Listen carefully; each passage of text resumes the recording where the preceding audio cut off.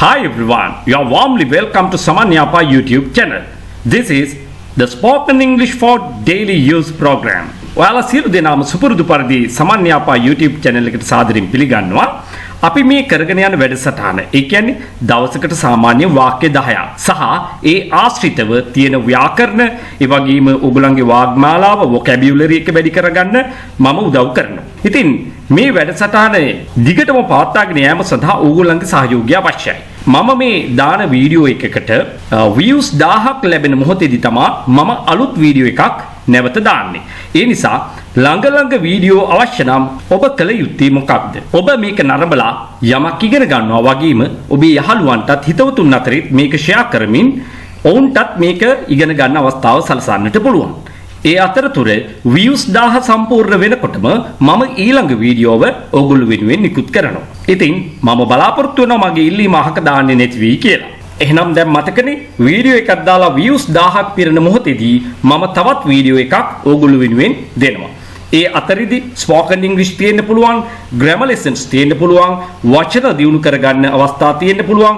තවත් විවිධාකාරයෙන් ඔයාට ඉගෙන ගන්න අත්‍යවශ්‍ය වන සියලු දේවල් ඕගොල්ලෝ වෙනුවෙන් මම අනිවාර්යයෙන්ම සපයනවා. එහෙමනම් මෙන්න අද දවසේ වාක්‍ය. Do you really love me? ඔයා මට ඇත්තටම ආදරේද? Really ඇත්තටම. Do you really love me? ඔයා මට ඇත්තටම ආදරේද? දැන් අපි හිතන්නකෝ මේක මේ තරුණයෙක් තරුණියකට කියන එකක්, තරුණියක් තරුණයෙකුට කියන එකක් විතරක් නෙවෙයි. වැඩිහිටියෙක් දරුවෙකුට කියන එකක් වෙන්න පුළුවන්. ඒ වගේම දරුවෙක් වැඩිහිටියෙකුට කියන අවස්ථාවක් වෙන්න පුළුවන්. සමහර විට වැඩිහිටිය අපි පොඩි දරුවන්ගෙන් අහන ඔයා මට ඇත්තටම ආදරේද? Do you really love me? ඔයා මට ඇත්තටම ආදරේද? Now look at this. අපි අර වගේ ප්‍රශ්නයකට උත්තර දෙනවා yes I love you. Yes I love you කියලා. නමුත් අද ඉඳන් ඔයා ඒක වෙනස් කරලා කියන්න ඉගෙන ගන්න. මෙන්න මේකයි ඔයගොල්ලෝ දැනගන්න ඕන කාරණාව. සෑම බහුවචන ක්‍රියාපදයක්ම dance, eat, meet වැනි ඕනෑම ක්‍රියාපදයක් වර්තමාන කාලයට අයිති බහුවචනයි. එනම් සියලුම බහුවචන ක්‍රියාපද තුල do නැමැති උපකාරක ක්‍රියාවක් සැඟවිලා ඉන්නවා. එසේ නොවන ඉංග්‍රීසි භාෂාවේ එකම ක්‍රියාපදේ තමයි ආ කියලා කියන්නේ. එයා තුල do කියන උපකාරක ක්‍රියාවක් සැඟවිලා නැහැ. මේ පළවෙනි කාරණාව ඔබ දැනගත යුතුයි. දෙවෙනි කාරණාව තමයි මෙසේ සැඟවුණු උපකාරක ක්‍රියාව. මේවා තුල වර්තමාන කාලයට අයිති බහුවචන ක්‍රියාපද තුල සැඟවිලා ඉන්න උපකාරක ක්‍රියාව එළියට ගන්නේ කොයි වගේ අවස්ථාවලදීද? මේ ප්‍රශ්නය ඔබෙන් ඇහුවොත් ඔයා කියාවි ප්‍රශ්නයක් අසන විට එළියට ගන්න සිද්ධ වෙනවා. Do you eat? Do you love me? Do you like English? අන්නේ වෙනි අවස්ථාවලදී. දෙවෙනි අවස්ථාව තමයි එම වාක්‍ය නැතාර්ථයට හැරවීමේදී අපි not එකතු කරනවා ප්‍රධාන වශයෙන්. එහෙමනම් not එකතු කළ යුත්තේ අදාළ ප්‍රධාන ක්‍රියාපදයට නෙවෙයි. එනම් love කියන වචනේට go, play, dance කියන ඒවට ඍජුවම not එකතු කරන්නේ නැහැ. ඒ වෙනුවට අපි කරන්නේ ඒ තුල සැඟවිලා තියෙන උපකාරක ක්‍රියාව do එළියට අරගෙන අන්න එයාට not එකතු කරලා වාක්‍ය නැතාර්ථයට හරවනවා. ඔන්න දැන් ප්‍රයෝජන දෙකක් ගැන කතා කළා. පළවෙනි එක ප්‍රශ්නයක් අසන විට, දෙක අදාළ වාක්‍ය නැතාර්ථයට හැරවීමේදී අපිට do නැමැති උපකාරක ක්‍රියාව එළියට ගන්න සිද්ධ වෙනවා. දැන් බොහෝ අය දන්නේ මෙච්චරයි. නමුත් මම අද මේ වීඩියෝවෙන් ඕගොල්ලන්ට කියලා දෙනවා do කියන උපකාරක ක්‍රියාව එළියට ගන්න තවත් ප්‍රධාන අවස්ථාවක් ගැන. මේ බලන්න. එවැනි අවස්ථාවකින් තමයි මම අර ඉහත ප්‍රශ්නෙට මුලින්ම අහපු ප්‍රශ්නෙට උත්තරේ දීලා තියෙන්නේ. Yes I do love you. Yes I do love you. මේ මොකක්ද කියලා තියෙන්නේ. අපිට කියන්න තිබුණා මේ do love කියන එක වෙනුවට තනි පදේ love කියන වචනේ පාවිච්චි කරන්න තිබුණා. Yes I love you. ඔව් මම ඔබට ආදරේ. නමුත් මෙතනදී do කියන උපකාරක ක්‍රියාව එළියටගෙන තිබීමෙන් සිද්ධ වෙන්නේ මෙන්න මේ දේ. අදාළ ක්‍රියාපදය අවධාරණය කරලා අපි කියනවා emphasize කරනවා. මොකද්ද කියන්නේ? ඔව් මම ඔබට ආදරේ. Then yes I do love you. අන්න ඒ කියන ක්‍රියාපදය අවධාරණය කර පෙන්වීමක් තමයි මෙතනින් සිද්ධ වෙන්නේ. එසේනම් ක්‍රියාපදයක් අවධාරණය කර පෙන්වීමේදී සැඟවී තියෙන උපකාරක ක්‍රියාව එළියට අරගෙන ලියනවා. මේක ඔබට අනිවාර්යයෙන්ම අලුත් අත්දැකීමක් වෙන්න පුළුවන්. නමුත් ඔබ දන්නවද මේක දැනටමත් භාෂාව තුල පාවිච්චි වෙන ක්‍රමයක්. Yes I do love you. තවදුරටත් මේක තහවුරු කරන්න අපි මෙවැනි වාක්‍යයකුත් කියනවා. You are everything to me. You are everything to me. ඔබ තමයි මට හැමදේම. You are everything. ඔබ තමයි හැමදේම to me මට. Yes, I do love you. You are everything to me. ඔව් මම ඔබට ආදරෙයි. ඔබයි මට හැමදේම. දැන් පැහැදිලි ඇති මම අදහස් කරපු දේ. හොඳයි. අපි තවදුරටත් මේක සාකච්ඡා කරලා බලමු. Does she really love him? Does she really love him? ඇය ඔහුට ඇත්තටම ආදරෙයිද? අපි එවැනි ප්‍රශ්නයකට උත්තර දෙන්නේ කොහොමද බලමු. Yes, she does love him. Yes, she does love him. දැන් මෙතනදී උපකාරක ක්‍රියාව වෙලා තියෙන්නේ does කියන උපකාරක ක්‍රියාපදය. අපි එයාව එළියට අරගෙනයි ලියලා තියෙන්නේ. මේ සම්බන්ධවත් අපි කතා කරමු. වර්තමාන කාලයට අයිති සෑම ඒක වචන ක්‍රියාපදයක් තුලම loves, goes, plays, dances, eats, drinks වැනි වර්තමාන කාලයට අයිති සෑම ඒක වචන ක්‍රියාපදයක් තුලම does නැමැති උපකාරක ක්‍රියාව සැඟවිලා තියෙනවා. එසේ නොවන ක්‍රියාපද දෙකක්ම තියෙනවා ඉංග්‍රීසි භාෂාවේ. ඒ තමයි e සහ am කියලා කියන්නේ. මේවා වර්තමාන කාලයට අයිති ඒක වචන ක්‍රියාපද වුණාට මේවා ඇතුලේ does සැඟවිලා නැහැ. මේක විශේෂ අවස්ථාවක්. හොඳයි. ඒ දේ මතක තියාගෙන නැවතත් එමු පාඩමට. එහෙමනම් loves කියන ක්‍රියාපදය වෙනුවට අපිට පාවිච්චි කරන්න පුළුවන් does love කියලා. එතකොට නැවත loves කියලා යොදන්නේ නෑ මෙතන. හේතු උපකාරක ක්‍රියාව එළියට ගන්නා විට අදාළ ක්‍රියාපදයේ බේස් ෆෝම් එක මුල් ස්වභාවය තමයි මෙතන තියෙන්නට ඕනේ. එහෙනම් අපි කියනවා yes she loves him. ඒ වෙනුවට මේ අදාළ ක්‍රියාව අවධාරණය කිරීම පිණිස අපි ඒ ක්‍රියාපදයේ හැදිලා තියෙන ආකාරය. එහෙම නැත්නම් එහි උපකාරක ක්‍රියාපදයක් එළියට අරගෙනම මෙන්න මේ විදිහට ලියලා පෙන්නනවා. Yes she does love him. Oh ඇය ඔහුට ආදරෙයි. එම අදාළ ක්‍රියාව අවධාරණය කර පෙන්වීම සඳහා තමා එකී උපකාරක ක්‍රියාව එළියට අරගෙන ලියන්නේ. Yes, she does love him. අපි තවදුරටත් මේක අර්ථ ගන්නවන්න මෙන්න මේ වාගේ අගට වාක්‍යයක් එකතු කරනවා. He is everything to her. He is everything to her. ඇයට ඔහුගෙන් තොර ලෝකයක් නැහැ. අන්න එවැනි අදහසක් ගෙන දීම සඳහා තමයි මෙතන මේ වාක්‍ය පාවිච්චි කරන්නේ. ඇයට හැමදේම ඔහු තමයි. ඔහුගෙන් තොර ලෝකයක් නැහැ. අන්න එවැනි අදහසක් මේකේ තියෙන්නේ. හොඳයි. තව දුරටත් අපි බලමු මෙවැනි සැඟවුණු උපකාරක ක්‍රියා එළියට අරගෙන කතා කරන අවස්ථා කිහිපයක්. Did you really love her? Did you really love her? ඔබ ඇයට ඇත්තටම ආදරය කළාද? Not half. ආයෙත් අහලා. සිංහල කීමනක් තියෙනව නේද? භාගයක් නෑ වගේ තමයි මෙතන පේන්නේ. half කියන්නේ භාගයනේ. not half කියන්නේ භාගයක් නෑ. උතන කියන්නේ ආයෙ දෙකක් නෑ. ආයෙත් අහලා කියලා සිංහල යෙදුමක් තියෙනවා. එක හෙලා යම් දෙයක් අනුමත කරනකොට අපි පාවිච්චි කරන ප්‍රකාශනයක්. ආයෙත් අහලා. ආයෙ එකේ දෙකක් නෑ. අන්නේ අර්ථය තමයි මේ තියෙන්නේ. Did you really love her? Not half. I did love her. I did love her. එහෙනම් මෙතනදී මොකද්ද වෙලා තියෙන්නේ? loved කියන අතීත ක්‍රියාව හැදිලා තියෙන තාලය දැන් හොඳට ස්ටඩි කරන්න. අතීත කාලයට අයිති සෑම ක්‍රියාපදයක් තුලම did නැමැති උපකාරක ක්‍රියාව සැඟවිලා තියෙනවා. එහි බේස් ෆෝම් එකත් සමග. එසේ නොවන ක්‍රියාපද දෙකක් ඉංග්‍රීසි භාෂාවේ තියෙනවා was සහ were කියලා. මේක B පවුලට අයිති ක්‍රියාපද දෙකක්. not half ආයෙත් අහලා. I did love her. එහෙමනම් අදාළ ක්‍රියාව අවධාරණය කිරීම පිණිස තමයි අපි did කියන උපකාරක ක්‍රියාව එළියට අරගෙන තියෙන්නේ. ඉතින් ඒත් එක්කම මෙහෙමත් කියනවා. She was everything to me. ඇය තමා මට හැමදේම උනේ. ඇය තමා මගේ මුළු ලෝකෙම උනේ. ඔන්න ඔය කියන අදහස තමයි මෙතනදී තියෙන්නේ. දැන් බලමු අපි මෙතෙක් වෙලා ඉගෙන ගත්ත සියල්ලම සාරාංශගතව. Love, loves, loved. මේ මොකක්ද? වර්තමාන කාලයට අයිති බහුවචන ක්‍රියාපදයක් තමයි love කියලා කියන්නේ. මේ සෑම බහුවචන ක්‍රියාපදයක් තුළම do නැමැති උපකාරක ක්‍රියාව සැඟවිලා තියෙනවා. එසේ නොවන එකම ක්‍රියාපදය වන්නේ are කියන ක්‍රියාපදය. වර්තමාන කාලයට අයිති සෑම ඒකවචන ක්‍රියාපදයක් තුළම does නැමැති උපකාරක ක්‍රියාව සැඟවී තිබෙනවා. එසේ නොවන ක්‍රියාපද දෙකක් ඉංග්‍රීසි භාෂාවේ තියෙනවා is සහ am කියලා. ඒ වගේම සෑම අතීත කාල ක්‍රියාපදයක් ඇතුළෙම did නැමැති උපකාරක ක්‍රියාව සැඟවිලා තියෙනවා. එසේ නොවන ක්‍රියාපද දෙකකුත් තියෙනවා was සහ were කියලා. ඉතින් are, is, am, was, were කියන්නේ කවුද? B පවුලට අයිති ක්‍රියාපද. මේ අය තමයි ඉංග්‍රීසි භාෂාවේ නීති බිඳින අය.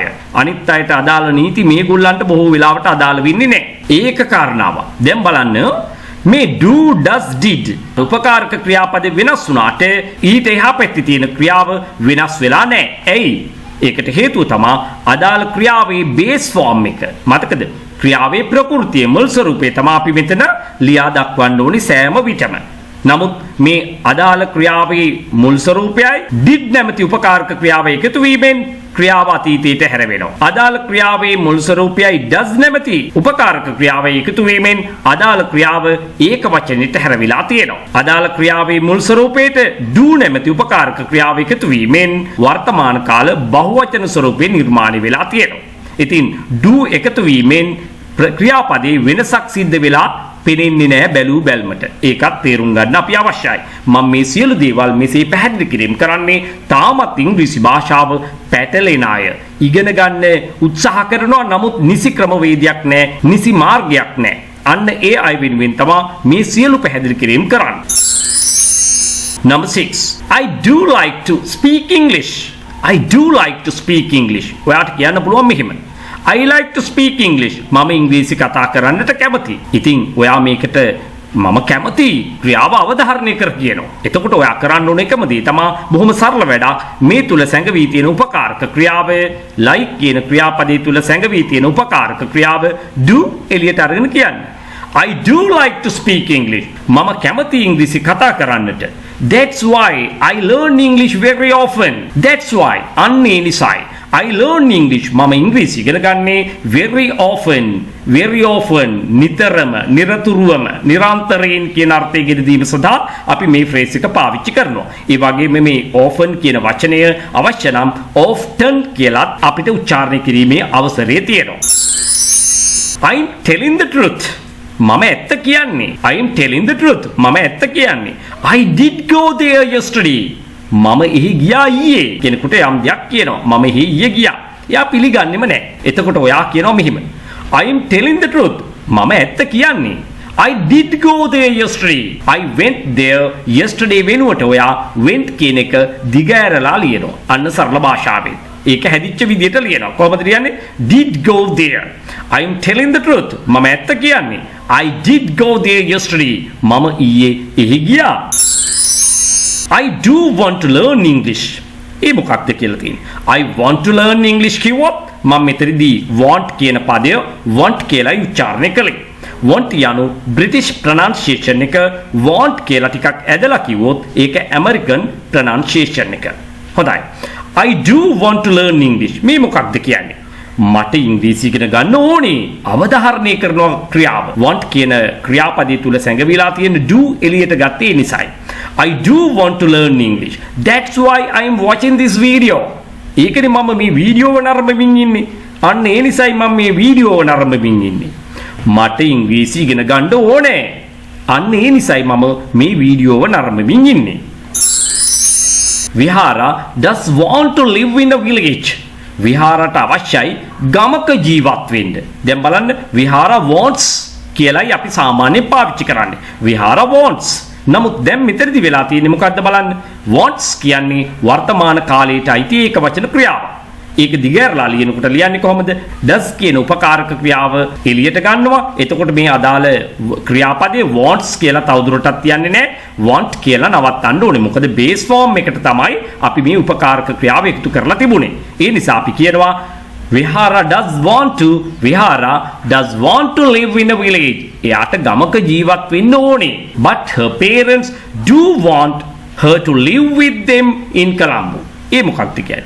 නමුත් ඇගේ දෙමාපියන්ට දැන් want කියලා ගන්න තිබුණානේ. ඒ වෙනුවට ක්‍රියාව අවධාරණය කිරීම පිණිස do want කියලා ලිව්වා. නමුත් ඇගේ දෙමාපියන්ට ඕන වෙලා තියෙන්නේ ඇය ඒගොල්ලොත් එක්ක කොළඹ ජීවත් වෙනවට. දැන් පැහැදිලි නේද? එහෙමනම් මෙන්න ක්‍රියාව අවධාරණය කිරීම පිණිස ඊටා පහසු ක්‍රමයක්, ඊටා ප්‍රායෝගික ක්‍රමයක්. Vihara does want to live in a village, but her parents do want her to live with them in Colombo. Vihara does want to live in a village, but her parents do want her to live with them in Colombo. And this is going to be the last one. දැන් බලන්න මේ සරල වාක්‍යයන් කිහිපෙ දිහා. Please do come. කරුණාකර එන්න.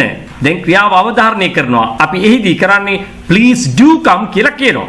please come වෙනුවට please do come. අනේ එන්නකෝ කියන අර්ථය තියෙනවා. ඒ වගේම මේ වගේ වාක්‍යයක් do stay with us. නමුත් එතනදී අවධාරණය කිරීම පිණිස do එළියට ගන්නවා අපි. do stay with us. අපිත් එක්කම නවතින්න. අපිත් එක්ක නවතින්නකෝ කියන අදහසයි මෙතන තියෙන්නේ. you do come. ඔයා එන්නකෝ. you do come. අන්නේ අර්ථය සඳහා තමා අවධාරණය කිරීම පිණිස තමා අපි මේ do does did එළියට ගන්න. එහෙමනම් මුළු පාඩමේම සාරාංශය ඔයා දැන් දැනගන්නට ඕනේ. මොකක්ද? do does did යනු අපිට සෑම මොහොතකදීම සැඟවී සිට උදව්වට එන උපකාරක ක්‍රියා. සැඟවී සිට අපිට අවශ්‍ය මොහොතේදී උදව්වට එන මේගොල්ලන්ට කියනවා hidden auxiliaries කියලා. hide, hid, hidden. අන්න එතනින් තමා නම හැදෙන්නේ. hidden කියන්නේ සැඟවුණු. hidden auxiliaries කියලා කියන්නේ සැඟවුණු උපකාරක ක්‍රියාපද. එහෙනම් ඉංග්‍රීසි භාෂාවේ ඇත්තටම සැඟවුණු උපකාරක ක්‍රියාපද තියෙන්නේ 3යි. ඒකත් අද ඔයගොල්ලෝ දැනගත්තා. මොනවද? do, does, did. ඒ වගේම ඒවා එළියට ගන්න අවස්ථා 3ක් ඉංග්‍රීසි භාෂාවේ තියෙනවා. එක තමයි ප්‍රශ්නයක් අහද්දී. ප්‍රශ්නයක් අහනකොට do, does, did එළියට එනවා. ඒ වගේම අදාළ වාක්‍ය නැතාර්ථයට හැරවීමේදී do, does, did එනවා. මොකද හේතුව not කියන පදේ එකතු කරගන්න ඕන නිසා. ඒකනේ do not don't වෙනවා. does not doesn't වෙනවා. did not didn't වෙනවා. හරි. දැන් ඊට අමතරව ඔයා අද දන්නවා අනෙක් විශේෂ අවස්ථාව. මොකක්ද? වාක්‍ය තුල තියෙන ක්‍රියාව අවධාරණය කිරීම පිණිස අපි do, does, did එළියට ගන්නවා. එහෙමනම් මෙන්න මේ වගේ නිවැරදි ඉංග්‍රීසි හරියටම ඉගෙන ගන්නට අවශ්‍ය නම් ඔයා කරන්න ඕනේ සමන් යාපා YouTube channel එකත් එක්ක හැමදාම රැඳිලා ඉන්න එක. ඉතින් මටත් කියන්න වෙන්නේ you do stay with me. you do stay with me. ওই විදියටයි මටත් ඉල්ලීම කරන්න සිද්ධ වෙන්නේ. you do subscribe my channel. do comment. do like කරන්න. මේ සියල්ල කීම සඳහා මම පාවිච්චි කරන්නේ do කියන දේ ඔයාලට කියලා දුන්න විදියටම. මීට අමතරව ඔයා මගේ ස්පෝකන් ඉංග්‍රීසි ක්ලාසස් සඳහා සම්බන්ධ වීමට කැමැත්තක් උනන්දුවක් දක්වනවා නම් දැන්ම 071 WhatsApp voice message එකක් යොමු කරන්න. So thank you very much for listening to me. I am coming again with my next video. මතකනේ කතාව views 1000ක් පිරෙන සෑම මොහොතකදීම අලුත් වීඩියෝ එකක් බලාපොරොත්තු වෙන්න. වීඩියෝ ලැබෙන වාර ගාන වේගය වැඩි කර ගැනීමට ඔබ කළ යුත්තේ මොකක්ද? ඔයා මේකෙන් ප්‍රයෝජන ගන්නවා වගේම යහළුවන් අතරේ හැකි ඉක්මනින් මේක ෂෙයා කරන්න. views 1000 පිරෙන සෑම මොහොතකදීම අලුත් වීඩියෝවක් මෙතෙන් සිට බලාපොරොත්තු වෙමින් ඉන්න. So thank you. Bye bye.